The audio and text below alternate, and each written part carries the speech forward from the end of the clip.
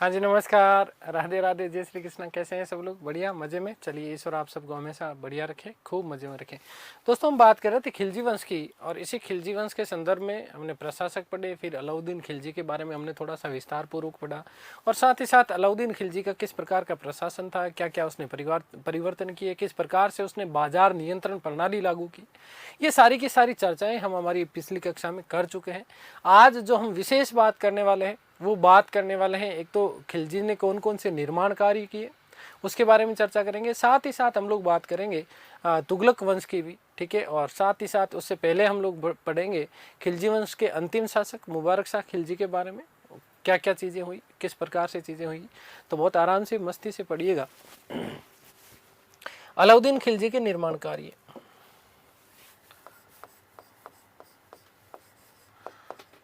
एक एक के निर्माण कार्य, अलाउद्दीन खिलजी के निर्माण।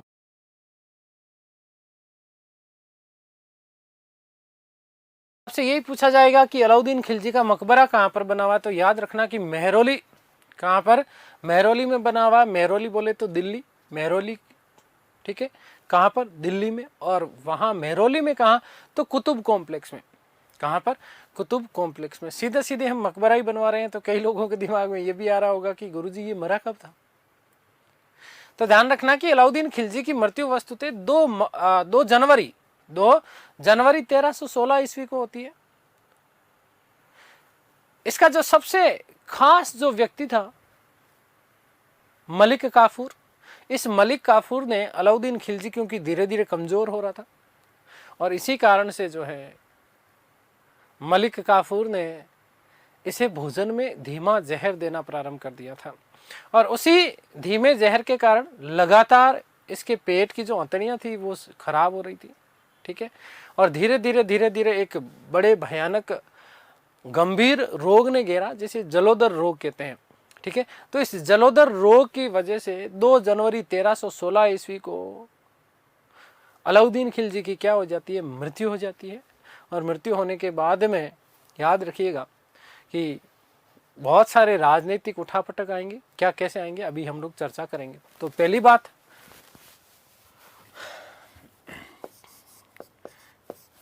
एके का मकबरा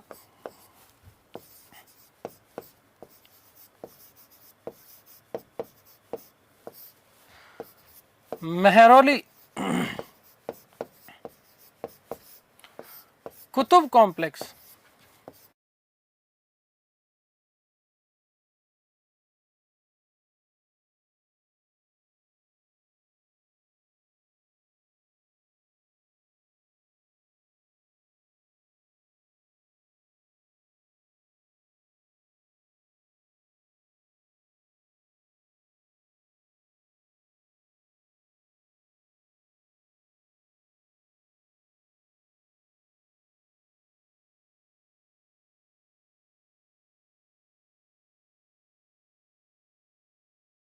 ठीक है।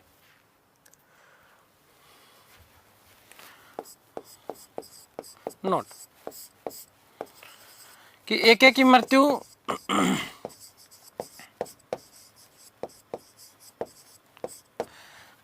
2 जनवरी 1316 ईस्वी को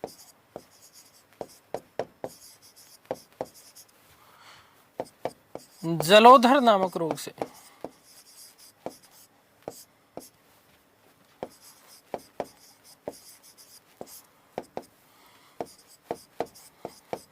हुई, ठीक है। वस्तुतः मलिक काफूर ने इसको मार दिया था। किसने मार दिया था? मलिक काफूर ने इसको क्या कर दिया था? मार दिया था। धीमा जहर दिया करता था भोजन में, और धीरे धीरे करके इसकी क्या हो गई थी? मृत्यु हो गई। एक दिल्ली का Siri fort, number 2, number 1, number 2, Delhi का सीरी फोर्ट, ठीक है। सीरी किला, ठीक है ना। फोर्ट बोले थे क्या? किला। और इसी किले का निर्माण करवाया था किसने? अलाउद्दीन खिलजी ने, और इसी में उसने अलाउद्दीन खिलजी ने 1000 खंभों का महल, ठीक है ना, किसका, 1000 खंभों के महल अर्थात 1000 सितून का महल, क्या कहा जाता है उसका, 1000 सितून का महल।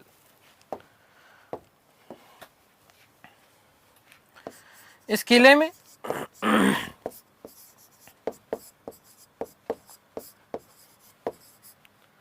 एके ने 1000 सितून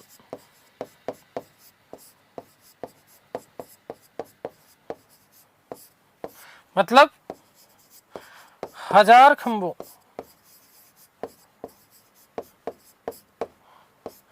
के महल का निर्माण करवाया।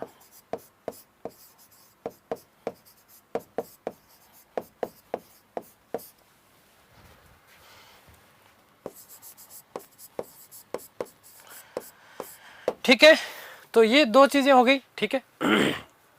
ध्यान से सुनना, एक तो अलाउद्दीन खिलजी का मकबरा कहाँ पर है, मेहरौली में है। दूसरा, दिल्ली सीरी फोर्ट का निर्माण किसने करवाया, अलाउद्दीन खिलजी ने करवाया।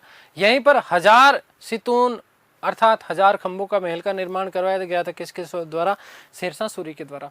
एक बेटा याद रखिएगा विशेष रूप से कि एक 1000 खंभों के महल का निर्माण काकतीय वंश के शासक थे, ठीक है, जिसके बारे में हम लोग पढ़ चुके, रुद्रदेव सेकंड, ठीक है। इस रुद्रदेव सेकंड ने वारंगल तेलंगाना में 1163 ईस्वी में, कब, 1163 ईस्वी में जो है वहां पर भी क्या बनाया था, 1000 खंभों के महल का निर्माण करवाया था। खैर, ये तो मैंने आपको बता दी। एक विशेष सबसे महत्वपूर्ण बात क्या, अलाई दरवाजा, क्या चीज है, अलाई दरवाजे का निर्माण किसके द्वारा करवाया गया, अलाउद्दीन खिलजी के द्वारा। अलाई से अलाउद्दीन याद रखना, ठीक है। इस अलाई दरवाजे को क्या कहा जाता है, झरोखा दृश्य भी कहा जाता है। क्या कहा जाता है, झरोखा दृश्य। लाल बलुआ पत्थर से निर्मित है, बहुत सुंदर इमारत है, भव्य इमारत है, ठीक है। कुव्वत उल इस्लाम मस्जिद जिसके बारे में हमने जिक्र किया था, उस कुव्वत उल इस्लाम मस्जिद का दक्षिणी प्रवेश द्वार है अलाई दरवाजा।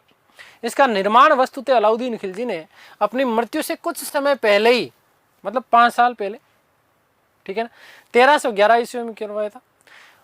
अलाई दरवाजे का जो गुंबद है वो भारत में तुर्की स्थापत्य कला के निर्माण का प्रारंभिक नमूना माना जाता है। उसका जो गुंबद बनाया गया था वो तुर्की स्थापत्य कला से निर्मित है, ठीक है, और ये भारत में इसका प्रारंभिक नमूना माना जाता है तुर्की स्थापत्य कला का।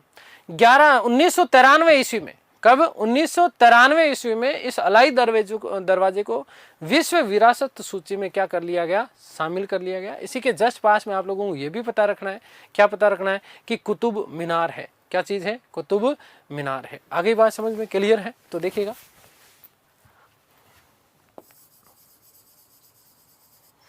अलाई दरवाजा, अलाई दरवाजा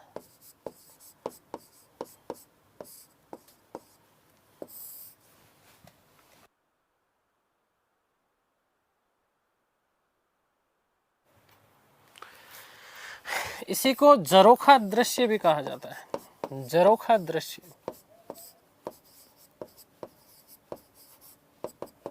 ठीक है।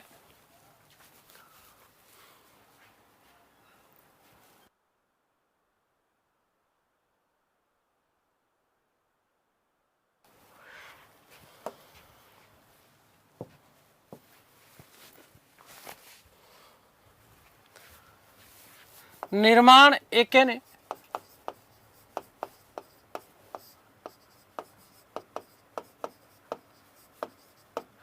1311 ईस्वी में करवाया,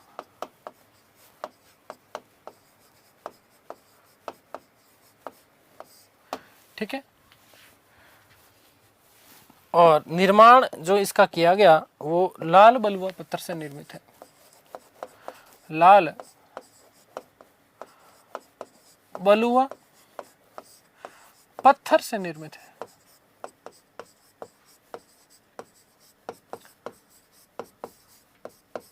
ठीक है। आगे बात समझ क्लियर है। अगली बात कि कुव्वत उल इस्लाम, कुव्वत उल इस्लाम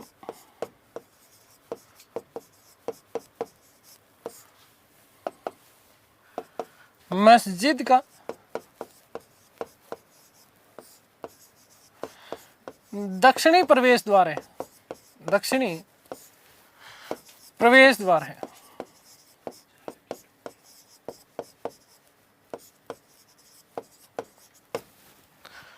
ध्यान रखिएगा, मोस्ट इंपॉर्टेंट, कि अलाई दरवाजे का गुंबद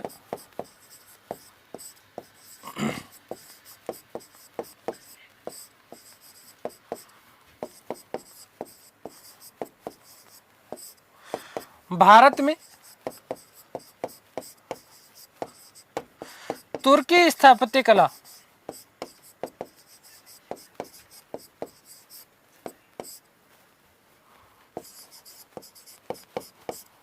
में निर्मित प्रारंभिक गुंबद माना जाता है।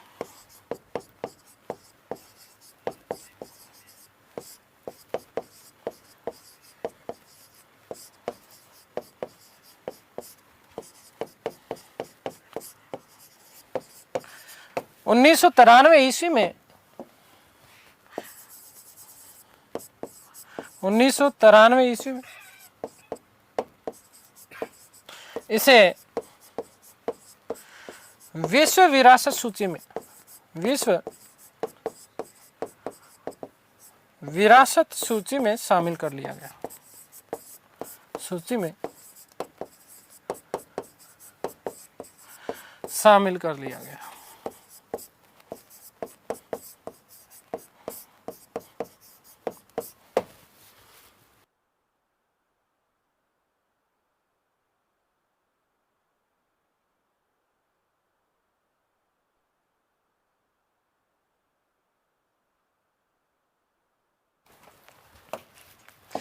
एक नोट लगा रहा हूं मैं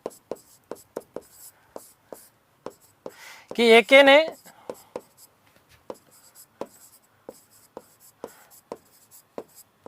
अपने निर्माण कार्यों में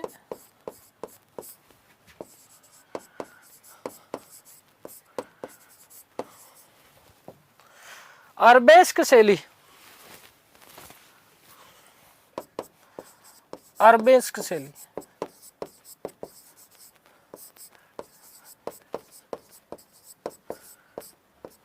ठीक है का प्रयोग किया था। क्या होती है अरबेस्क शैली? तो समझो, अरबेस्क शैली का मतलब होता है हिंदू और जो मुस्लिम स्थापत्य कला है, इस दोनों का मिश्रण जो होता है वो आपका क्या कहलाता है? अरबेस्क शैली होती है। क्या होती है? अरबेस्क शैली होती है। ध्यान रखना, जॉन मार्शल ने क्या बात कही इस अलाई दरवाजे के लिए? उन्होंने कहा कि अलाई दरवाजा इस्लामी स्थापत्य कला के खजाने का सबसे सुंदर हीरा या मोती है। ये बात किसने कही थी? जॉन मार्शल ने कही। किसने? John Marshall. देखो, सिरी फोर्ट का निर्माण किसने करवाया था? याद रखना, अलाउद्दीन खिलजी ने करवाया। अलाउद्दीन खिलजी ने एक अलाई दरवाजे का निर्माण करवाया। किसका? अलाई दरवाजे का। साथ ही साथ आपको क्या याद रखना है कि इसका खुद का जो मकबरा है वो कहाँ पर है? कुतुब कॉम्प्लेक्स में है। ठीक है, मेहरौली, ठीक है, दिल्ली में है। आगे बात समझ में क्लियर है? अरबेस्क शैली का प्रयोग किया गया। तो अरबेस्क शैली का मतलब क्या होता है? अरबेस्क शैली का मतलब होता है हिंदू प्लस मुस्लिम स्थापत्य, हिंदू प्लस मुस्लिम स्थापत्य शैली का मिश्रण, शैली का मिश्रण।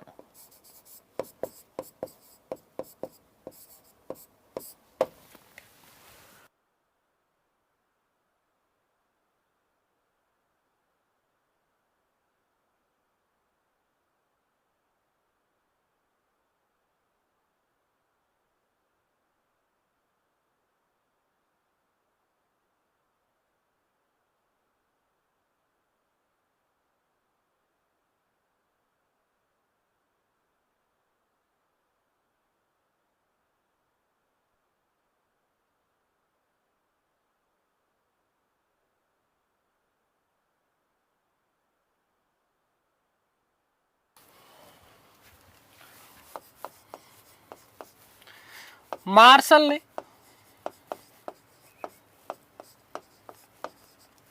अलाई दरवाजे को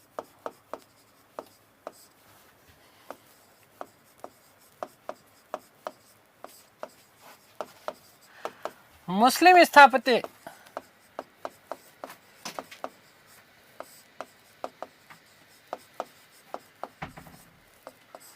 कला का सबसे सुंदर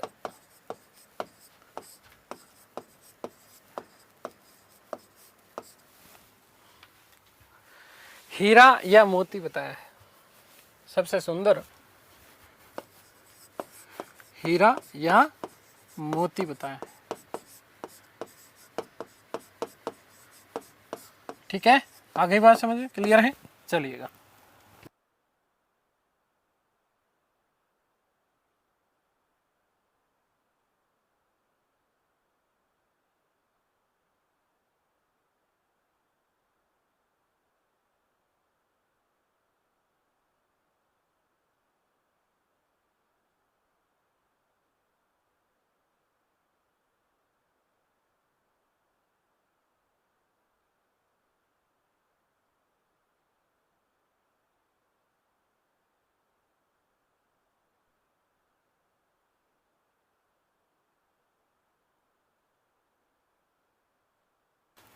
ठीक है, तो ये इन चीज़ों का विशेष रूप से आपको ध्यान रखना है।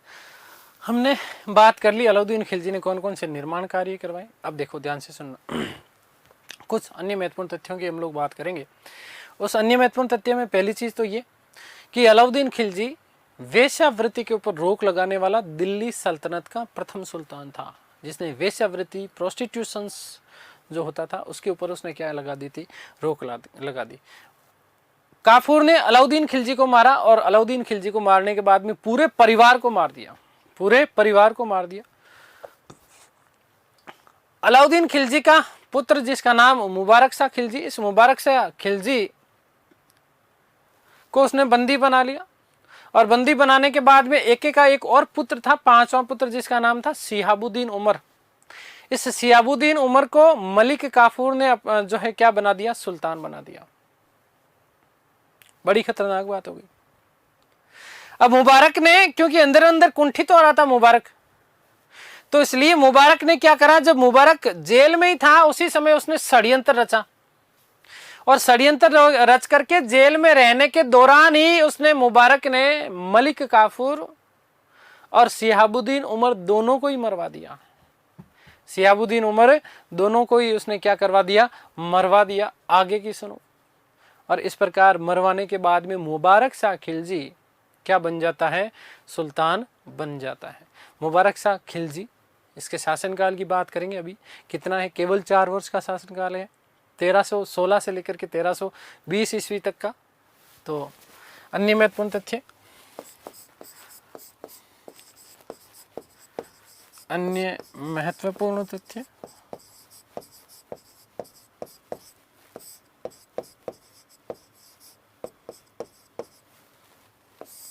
देखो कि एके ने वेश्यावृत्ति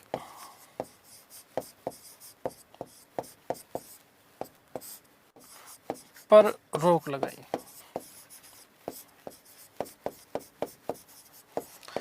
ऐसा करने वाला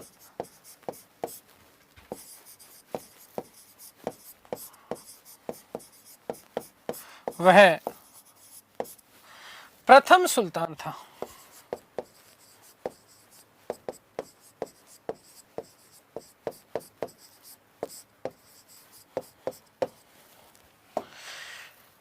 ठीक है, काफूर ने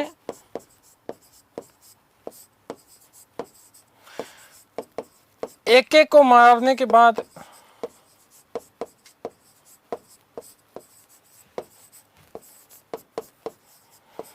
उसके पुत्र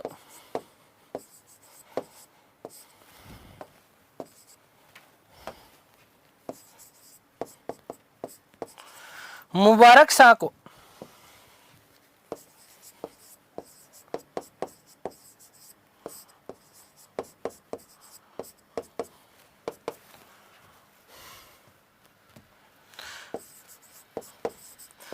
कैद कर लिया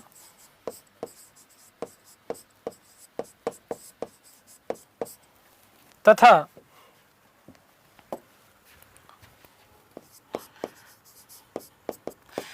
एक एक के पांचवें पुत्र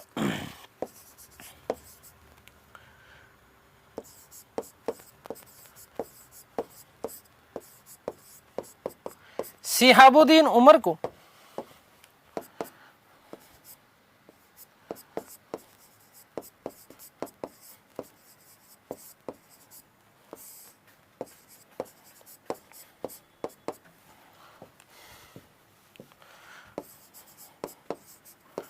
सुल्तान बना दिया।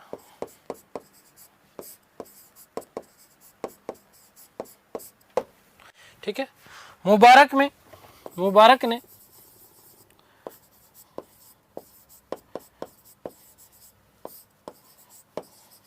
जेल में ही षड्यंत्र रच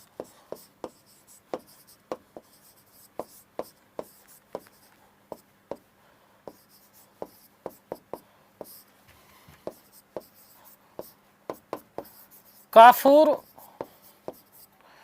व उमर दोनों की हत्या करवा दी।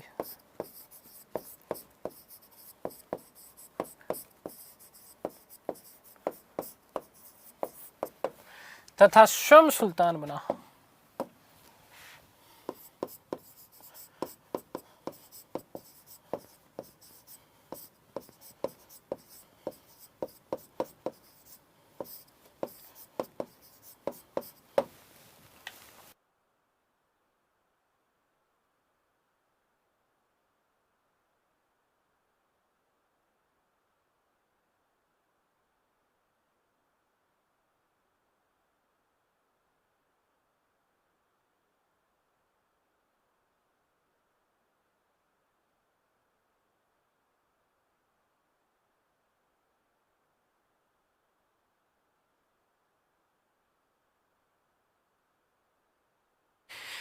ठीक है, तो मुबारक शाह खिलजी क्या हो जाता है, सुल्तान बनता है। तो मुबारक हो, बात कर लेते हैं मुबारक शाह खिलजी की।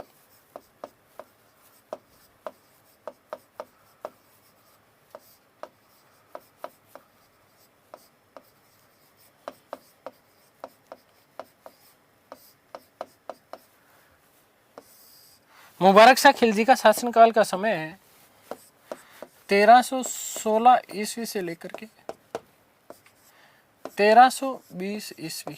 एक तो कुछ विशेष महत्वपूर्ण बात मैं आप लोगों को बताने वाला हूँ। देखिएगा, यदि आपका प्रश्न आएगा ना दिल्ली सल्तनत में, तो थोड़ा इल्तुतमिश को थोड़ा ध्यान से पढ़ लेना। ठीक है, इल्तुतमिश से प्रश्न पूछे जाते हैं, बलबन से प्रश्न आता है। ठीक है, रजिया सुल्तान से प्रश्न बन सकता है, बलबन से प्रश्न बन सकता है। फिर खिलजी वंश में अलाउद्दीन खिलजी, और अलाउद्दीन खिलजी से यदि प्रश्न नहीं आएगा तो प्रश्न आपका आएगा खिलजी के प्रशासन से। ठीक है, निर्माण कार्यों का ध्यान रखना विशेष रूप से, चाहे इल्तुतमिश ने निर्माण कार्य करवाए हो, चाहे इसने कार्य करवाए हो खिलजी ने। ठीक है, उसके बाद में आपका विशेष जो महत्वपूर्ण प्रश्न बनते हैं वो बनते हैं तुगलक वंश से। सैयद वंश से प्रश्न नहीं बनते हैं, ध्यान रखना इस बात का। सैयद वंश से ज़्यादा आपका प्रश्न ये बन सकता है कि साहब सैयद वंश की स्थापना किसने करी, खिज्र खां किस प्रकार से कैसे क्या करी, अभी आगे बात करेंगे। फिर लोदी वंश में आगरा वाला विशेष में प्रश्न बनता है, आगरा की स्थापना। ठीक है, और फिर जो है अंतिम इब्राहिम लोदी की बात करेंगे कि दिल्ली सल्तनत काल के दौरान ऐसा कौन सा एकमात्र सुल्तान था जिससे जो कि युद्ध भूमि में मारा गया। ठीक है, यहाँ से प्रश्न आएगा। ठीक है, इसके अलावा आपको विशेष ज़्यादा कुछ बहुत ज़्यादा पढ़ने की ज़रूरत है आप लोगों को नहीं है। चलिए, तो मुबारक शाह खिलजी शासक बना 1316 से लेकर के 1320 ईस्वी तक। जैसे ही शासक बना, शासक बनने के बाद में मुबारक शाह ने अपने आप को खलीफा घोषित कर दिया। तो दिल्ली सल्तनत का प्रथम ऐसा सुल्तान था जिसने अपने आप को स्वयं को खलीफा बना दिया। पिताजी ने जो जो कठोर आदेश जारी कर रखे थे, जैसे जागीर व्यवस्था, मैंने आप लोगों को बताया कि अलाउद्दीन खिलजी के शासनकाल में विशेष रूप से खुत मुकदम और जागीरदार इनकी स्थितियां बहुत ज्यादा दयनीय थी, इनसे सारे के सारे अधिकार छीन लिए गए। ठीक है, जागीरदार जो है उच्च किस्म के घोड़े के ऊपर बैठ करके नहीं जा सकते थे, खुद और मुकदम के साथ में भी यही स्थितियां थी। तो एक तो जागीर व्यवस्था को उसने क्या कर दिया, पुनः ठीक करवा दिया। आगे बात समझ में क्लियर है। तो ये दो विशेष महत्वपूर्ण बातें। उसके बाद में वारंगल के ऊपर पूर्ण रूप से जो है अधिकार किसने किया था? मुबारक शाह खिलजी ने। और इस प्रकार से दिल्ली दिल्ली का जो भाग था, दिल्ली वाला क्षेत्र जो था वो दिल्ली दक्षिण, माफ कीजिएगा, दक्षिण वाला जो भारत क्षेत्र था, वो दक्षिण वाला क्षेत्र जो है दिल्ली सल्तनत का क्या बन गया है? अभिन्न अंग बन गया है। अब देखो इस मुबारक शाह खिलजी के बारे में खतरनाक वाली बात क्या, बहुत निकम्मा, अयोग्य, नकारा व्यक्ति था। कभी कभी ये शराब पीता था खूब ड्रम भर भर के, है ना, और बहुत ज्यादा जब शराब पी लेता था तो बर्नी ने एक बात लिखी इसके लिए कि मुबारक शाह खिलजी जब नशे में बिल्कुल चूर हो तो क्या करता था? नंगा हो जाता था, और नंगा होने के बाद में दरबार में आ जाता था, दौड़ लगाता था, है ना, फुर्र करके, और साथ ही साथ कई बार जो है काला कुत्ता की तरह से स्त्रियों वाले वस्त्र भी वो क्या कर लेता था? धारण कर लेता था। तो देखिएगा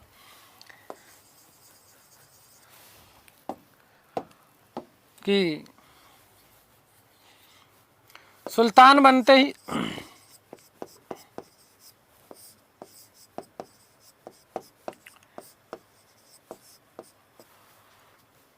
पिता के कठोर आदेशों को निरस्त किया,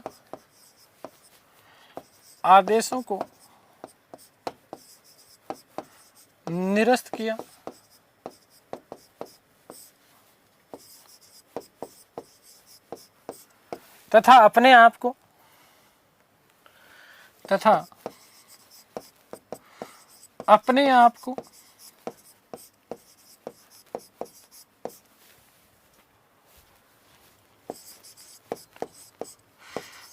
खलीफा घोषित कर दिया।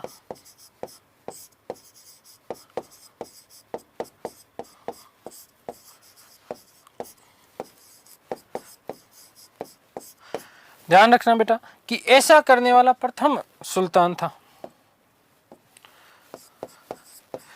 ऐसा करने वाला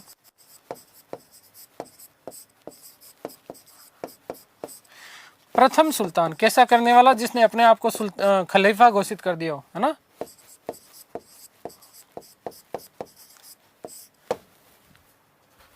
अगली बात, बर्नी के अनुसार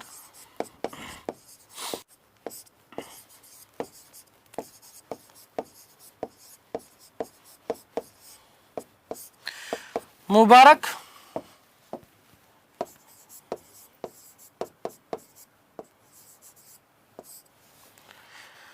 शराब के नशे में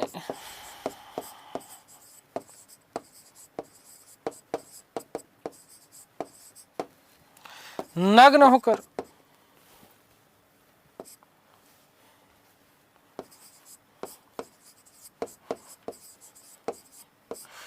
दरबार में आ जाया करता था।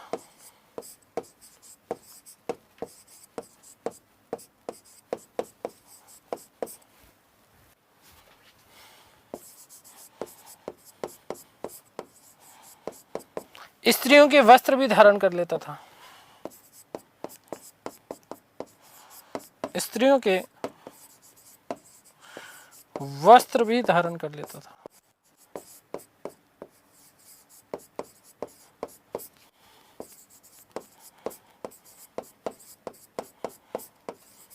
ठीक है।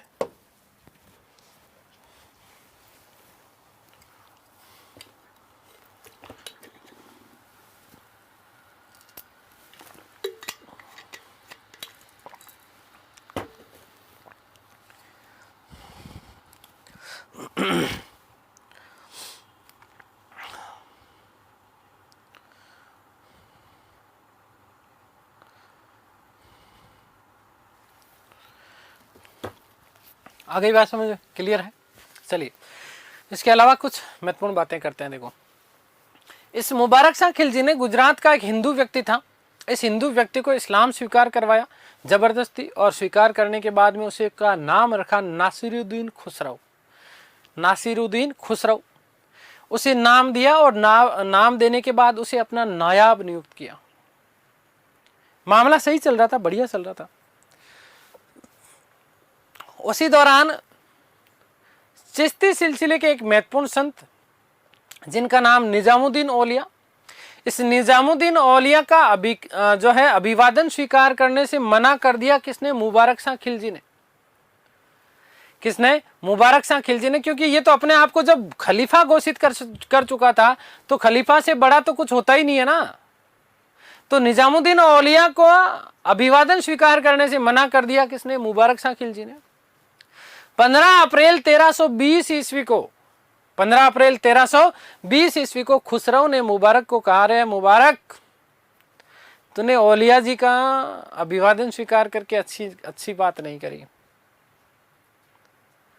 तो खुसरो ने क्या किया? मुबारक को मार दिया और उसके समस्त जितने भी सहयोगी थे, इन समस्त सहयोगियों को मौत के घाट उतार दिया और अपने आप को क्या कर दिया? सुल्तान घोषित कर दिया। ध्यान रखना, दिल्ली सल्तनत काल के दौरान एकमात्र ऐसा व्यक्ति था, भारतीय व्यक्ति, जो कि सुल्तान बना, या भारतीय मुसलमान हम कह दें, नासिरुद्दीन खुसरो शाह। कौन? खुसरो शाह एकमात्र भारतीय व्यक्ति था जो कि क्या बना है? सुल्तान बना। मोस्ट इंपोर्टेंट प्रश्न बनता है। आगे बात समझ में क्लियर है? तो देखिएगा,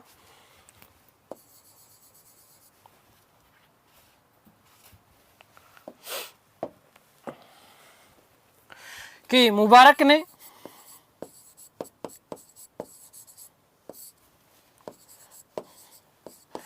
गुजरात के एक हिंदू को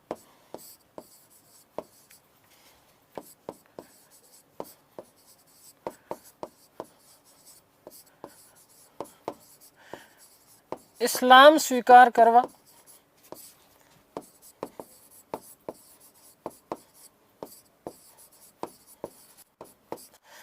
उसका नाम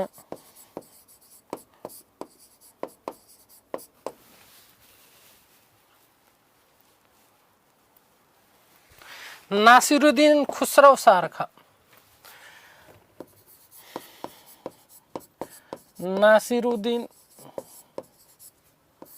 खुसरो शाह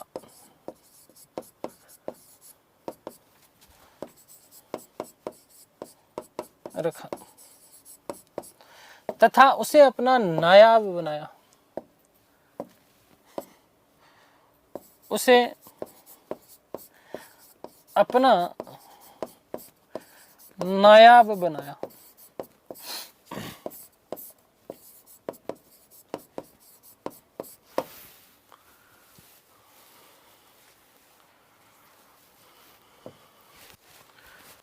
मुबारक शाह खिलजी ने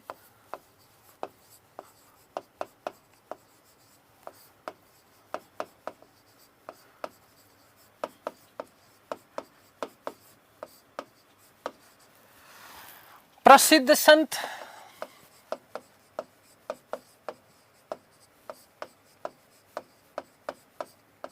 निजामुद्दीन औलिया का अभिवादन स्वीकार करने से मना कर दिया।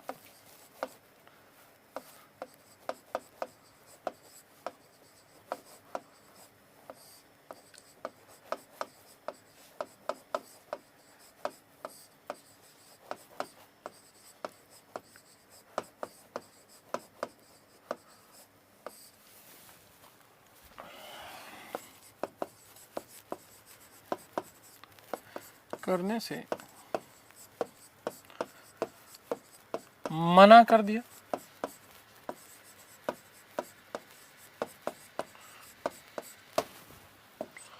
अगली बात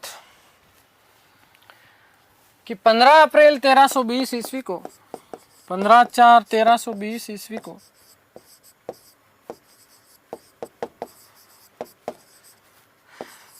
खुसरो ने मुबारक व उसके समस्त सहयोगियों की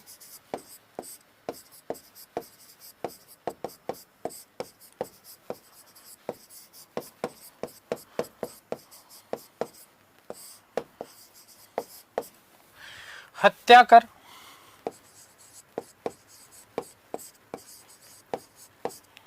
स्वयं सुल्तान बना।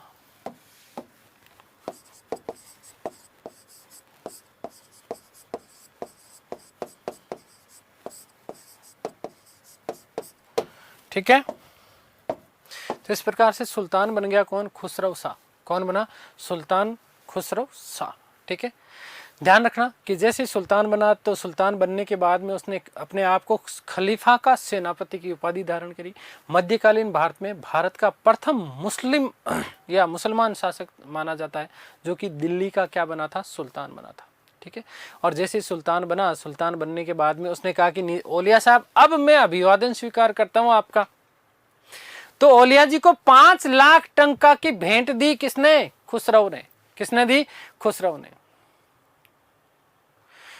इस खुसरो की हत्या कर दी गयासुद्दीन तुगलक ने 5 सितंबर 1320 ईस्वी को। और खुसरो की हत्या करने के बाद में गयासुद्दीन तुगलक क्या बन जाता है? शासक बन जाता है। तो बेचारा का ज्यादा नहीं, अप्रैल से लेकर के सितंबर तक शासक रहा। अप्रैल से लेकर के कहां तक? सितंबर तक ही वो क्या रहा? शासक रहा था। ठीक है। तो ध्यान देना, खुसरो शाह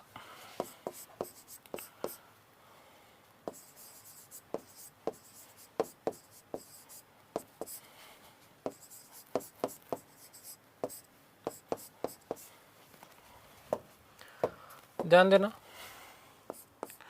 कि सुल्तान बनने के बाद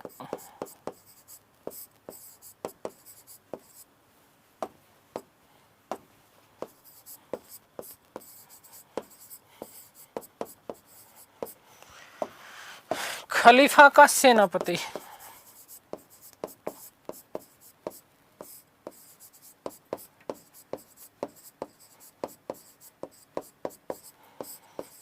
की उपाधि धारण की।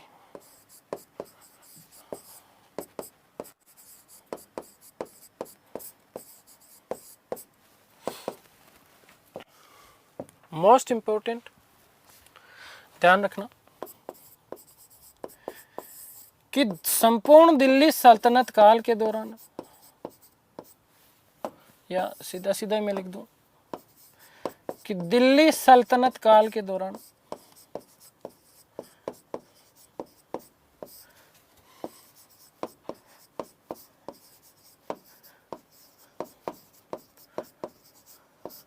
सुल्तान बनने वाला प्रथम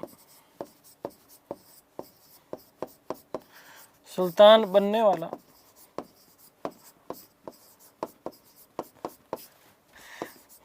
प्रथम भारतीय मुसलमान था।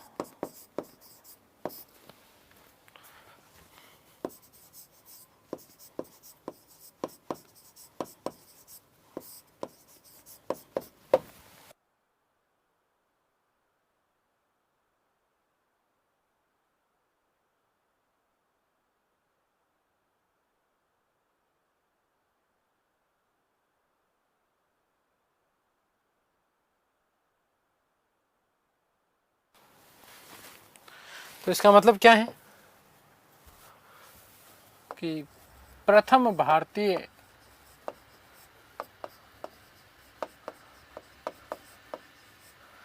मुस्लिम शासक है।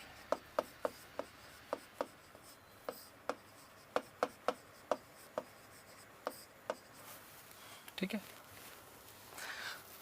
दिल्ली सल्तनत, दिल्ली सल्तनत।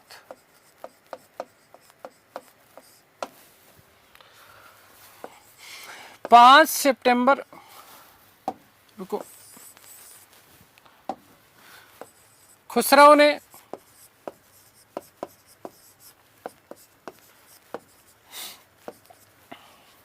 निजामुद्दीन औलिया को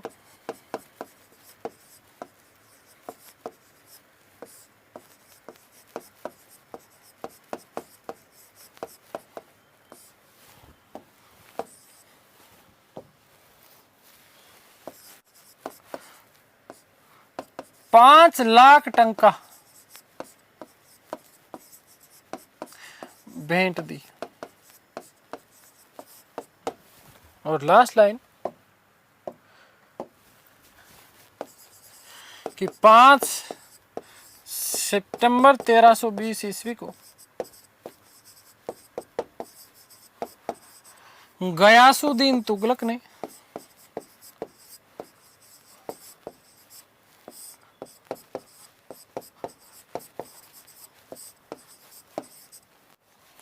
खुसरो की हत्या कर दी।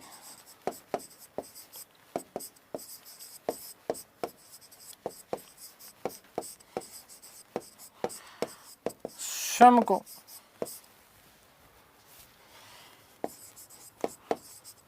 सुल्तान घोषित कर दिया।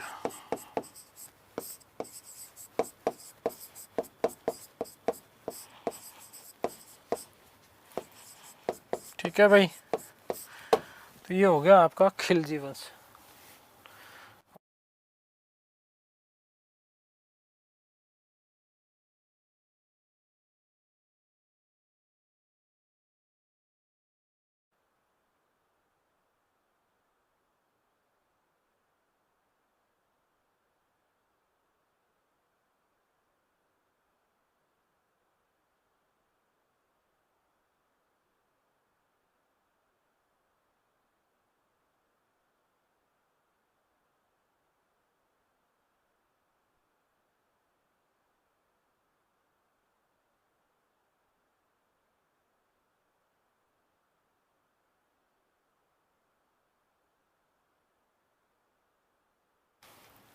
ठीक है, आगे बात समझ में। तो अगला जो हम राजवंश पढ़ने वाले हैं वो वंश पढ़ने वाले हैं तुगलक वंश। कौन सा? तुगलक वंश।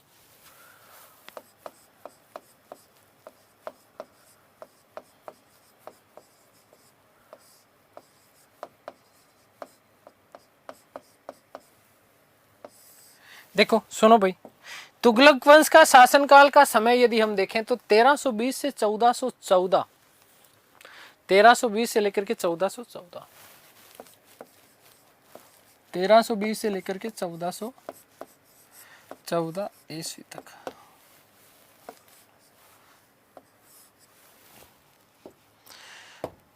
ठीक है, आगे बात समझ में क्लियर है। कौन है तुगलक? तो ध्यान रखना कि तुगलक जो थे वो वस्तुतः कोरोना तुर्क थे। अभी कोरोना बीमारी चल रही है, इसी कोरोना से कोरोना याद रखिएगा कि कोरोना जब जब आपको दिमाग में आए तब तब तुगलक वंश याद रखना। दिल्ली सल्तनत का ऐसा कौन सा राजवंश था जो कि कोरोना तुर्क थे?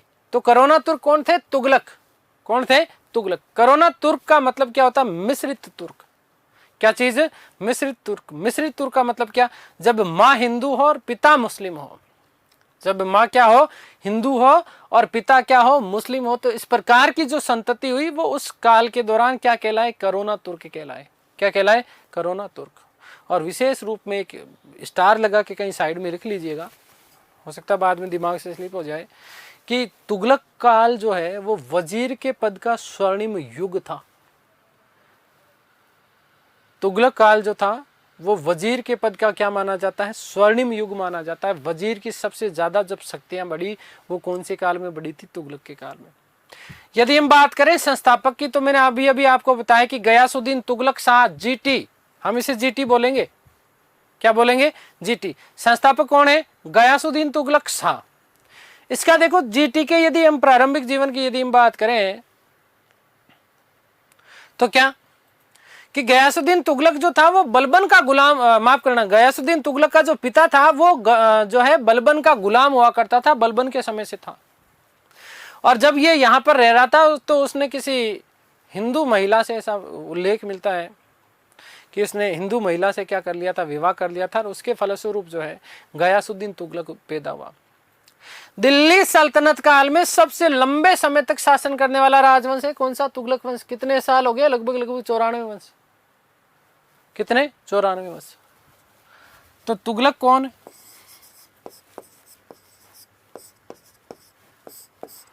तो कोरोना तुर्क, तुर्क थे। अर्थात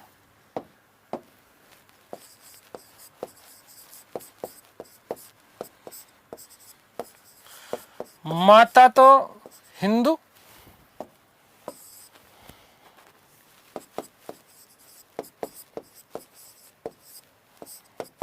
और पिता तुर्क।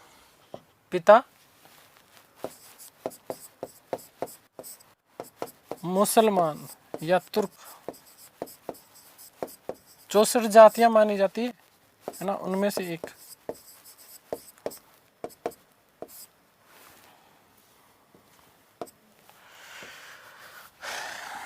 संस्थापक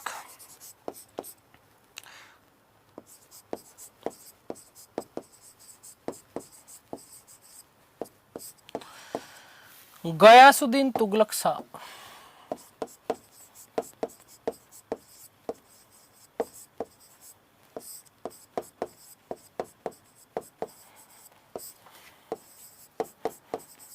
ठीक है, मैं बोलूंगा जीटी, ठीक है ना। जब जब अब जीटी का नाम लिखूं तो इसका मतलब समझ जाना क्या, कि गयासुद्दीन तुगलक लिखा है सर ने। क्या लिखा है? गयासुद्दीन तुगलक। दिल्ली सल्तनत काल में, दिल्ली सल्तनत काल में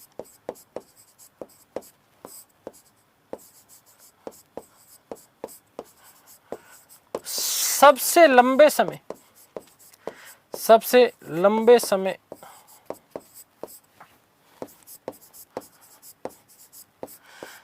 तक शासन करने वाला राजवंश कितने? 94 वर्ष।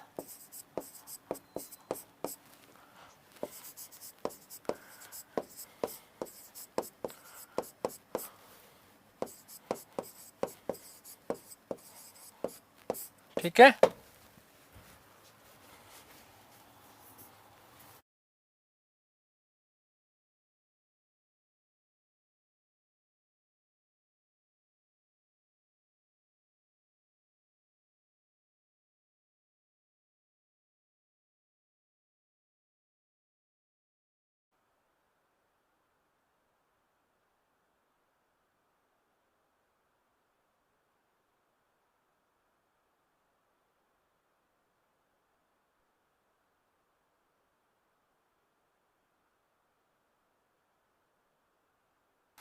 ठीक है। आगे बात समझ, संस्थापक कौन है? गयासुद्दीन तुगलक शाह है।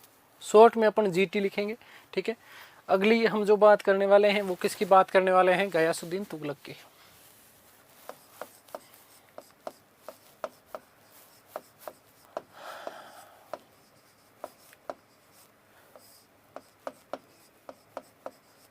गयासुद्दीन तुगलक के यदि हम शासनकाल के समय की बात करें ना, तो शासनकाल का समय ज्यादा नहीं है, केवल 5 वर्ष का शासनकाल का समय है, ठीक है ना।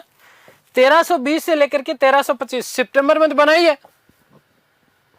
ठीक है। तो इसी को एक तो हम लिखेंगे जीटी, ठीक है। 1320 ईस्वी से लेकर के 1325 ईस्वी,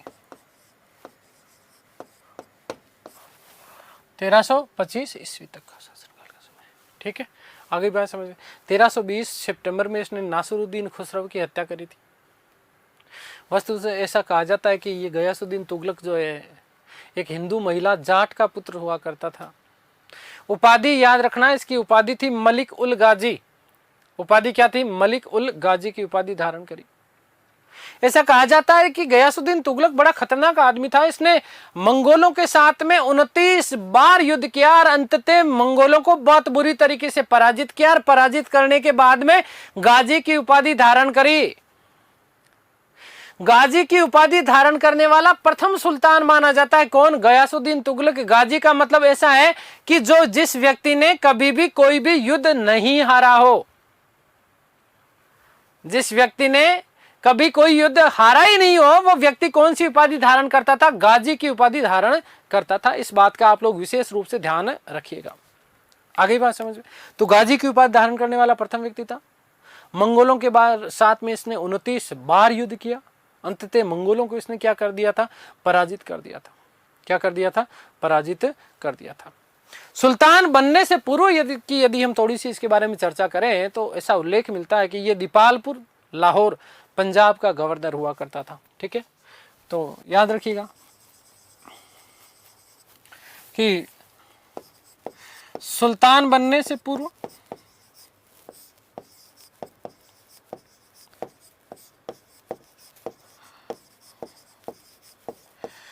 दीपालपुर लाहौर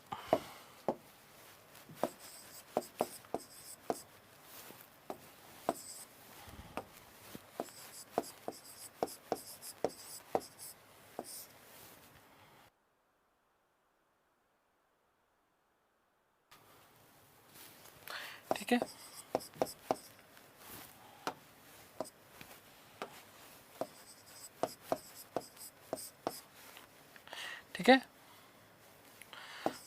का गवर्नर था।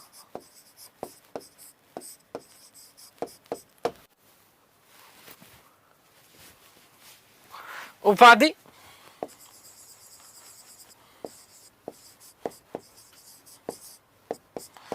मलिक उल गाजी।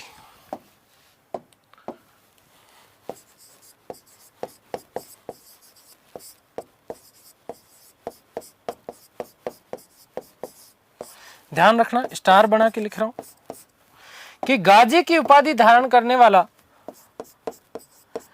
गाजी की उपाधि धारण करने वाला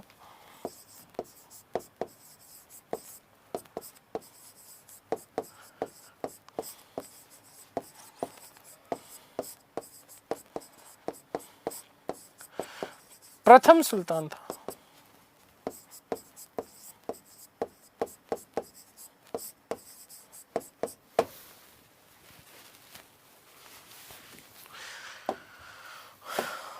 गयासुद्दीन तुगलक ने, या मैं अब शॉर्ट में लिख दूं जीटी, जीटी ने मंगोलों के साथ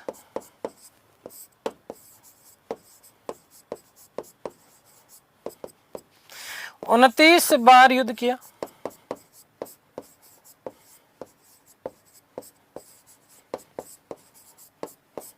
वह अंततः उन्हें पराजित कर दिया।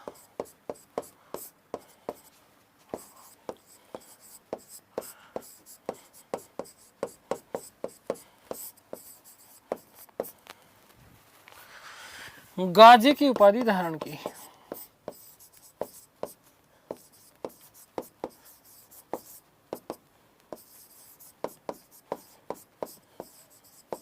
ठीक है, क्या होता है बेटा गाजी? तो यहां पे लिख रहा हूं, गाजी क्या होता है? जिसने कोई भी युद्ध नहीं हारा हो।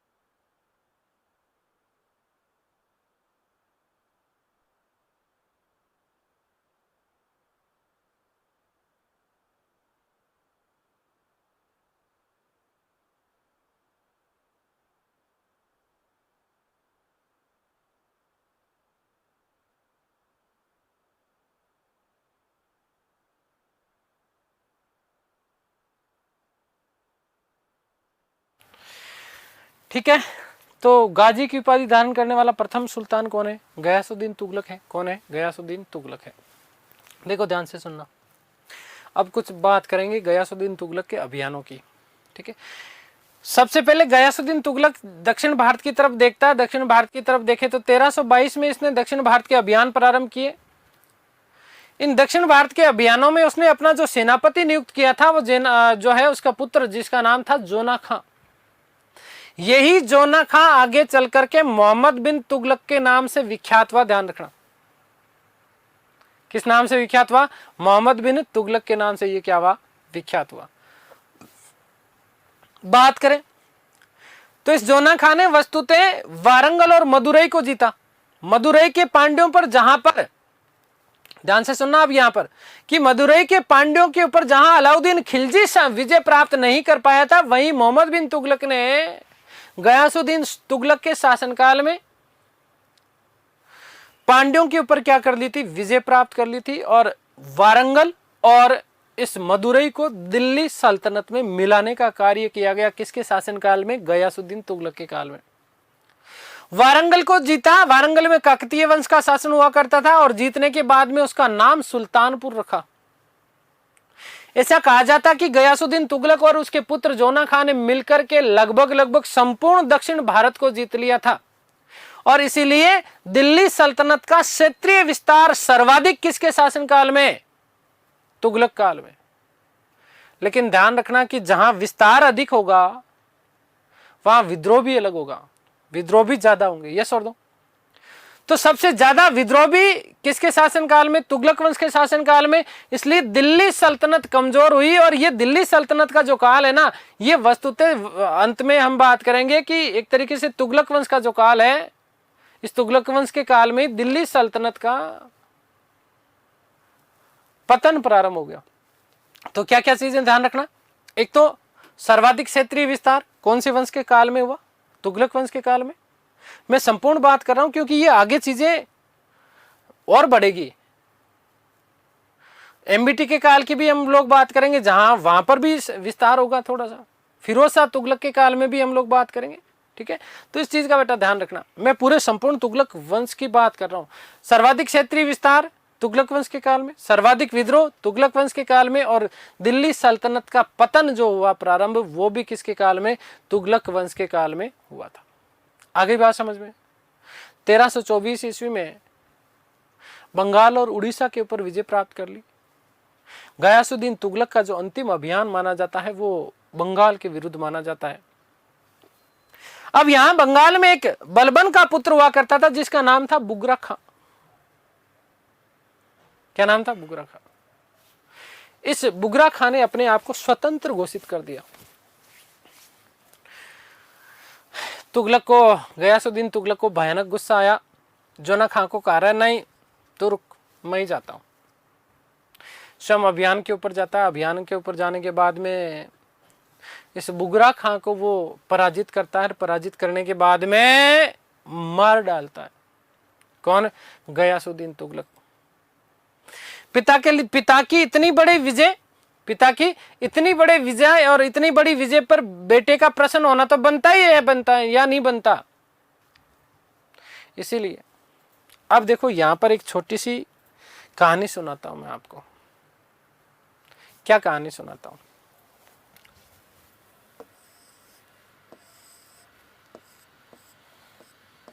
समझना, मोस्ट इंपॉर्टेंट प्रश्न बनता है बेटा। ये आपका जीटी है। कहां पर है? बंगाल अभियान में है।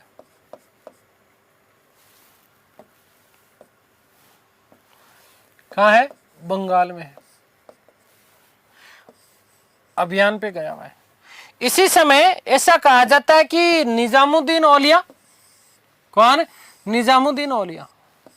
निजामुद्दीन औलिया और गयासुद्दीन तुगलक के संबंध वैसे ही ठीक नहीं थे कि नासिरुद्दीन खुसरो ने जब उसको 5 लाख टंका की भेंट दी थी, 5 लाख टंका की जब भेंट दी थी, तो उसी समय जब ये शासक बना कौन? जीटी। तो इस जीटी ने निजामुद्दीन औलिया को कहा था, किसको? निजामुद्दीन औलिया को। ध्यान से सुनना बेटा, कि वो 5 लाख की जो भेंट दी ना तुझे खुसरो ने, वो मुझे वापस दे, वो भेंट मुझे वापस दे। लेकिन औलिया जी ने देने से क्या कर दिया था? इनकार कर दिया, मना कर दिया। लेकिन जब बंगाल अभियान में था गयासुद्दीन तुगलक, तो इसी गयासुद्दीन तुगलक का पुत्र जोना खां, जो कि आगे चल करके मोहम्मद बिन तुगलक के नाम से विख्यात हुआ। ऐसा कहा जाता है कि ये जोना खां जो है, कौन? जोना खां, ये निजामुद्दीन औलिया से बहुत ज्यादा प्रभावित था, और इसलिए ये कुछ समय के लिए इनकी शरण में गया था। आध्यात्मिक गुरु मानता था इसे अपना आप। ये सूचना पता चलती है किसको? गयासुद्दीन तुगलक को। किसको पता चलती है? गयासुद्दीन तुगलक को, कि पुत्र जोना खां अभी निजामुद्दीन औलिया से मिलने के लिए गया। अब देखो, तो यहीं पर ऐसा कहा जाता है कि बंगाल अभियान के दौरान ही गयासुद्दीन तुगलक ने एक पत्र लिखा। एक क्या लिखा बेटा? पत्र लिखा। क्या लिखा है? पत्र लिखा। और पत्र लिखने के बाद में भेजा किसको? निजामुद्दीन औलिया को। किसको भेजा? निजामुद्दीन औलिया को। और निजामुद्दीन औलिया को कहा है, देख निजामुद्दीन औलिया बड़ा संत बनता है, कोई बात नहीं, ठीक है, मैं जब तक दिल्ली आऊं ना तब तक ऐसे करना, दिल्ली छोड़ के भाग जाना। तो पत्र में क्या बात लिखी? औलिया को, किसको बेटा? औलिया को दिल्ली छोड़ने का आदेश दिया, दिल्ली छोड़ने का आदेश दिया।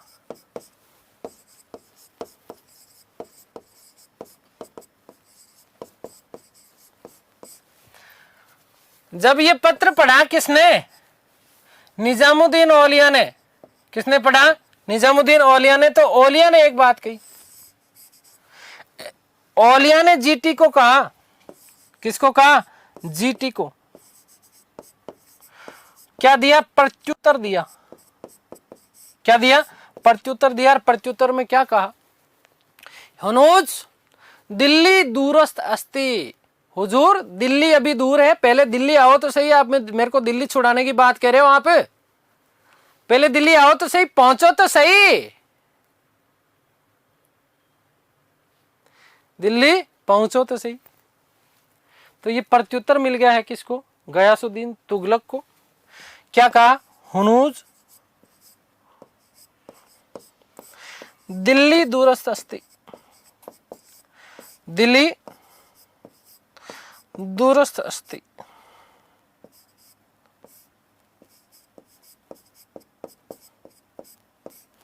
हुनूज दिल्ली दूरस्थ अस्ति। ये बात किसने कही? निजामुद्दीन औलिया ने। किसको कहा? गयासुद्दीन तुगलक को। क्या रिएक्शन होगा, कैसे होगा, संशय है। बात करेंगे हमारी अगली क्लास में, ठीक है। तब तक के लिए सभी को धन्यवाद, नमस्कार, थैंक यू सो मच।